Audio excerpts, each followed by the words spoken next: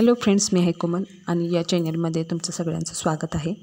आणि एक आपण टोमॅटो ठेचा एक छोटीशी रेसिपी बघणार आहे. त्याच्यासाठी कढईमध्ये शेंगदाणे घेऊन ते कलर येईपर्यंत ते भाजून घ्यायचे. थोडंसं तेल सोडायचं त्याच्यामध्ये.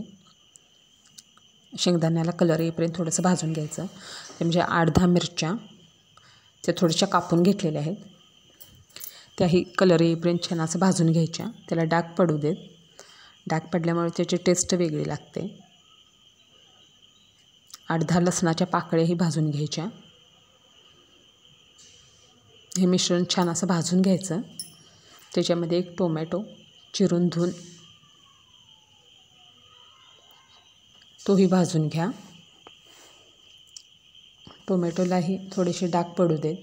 त्यामुळे त्याची टोमॅटो ठेचीची चवही खूप छान लागते. व्हिडिओ आवडला की नक्की लाईक करा, शेअर करा, सबस्क्राईब करा.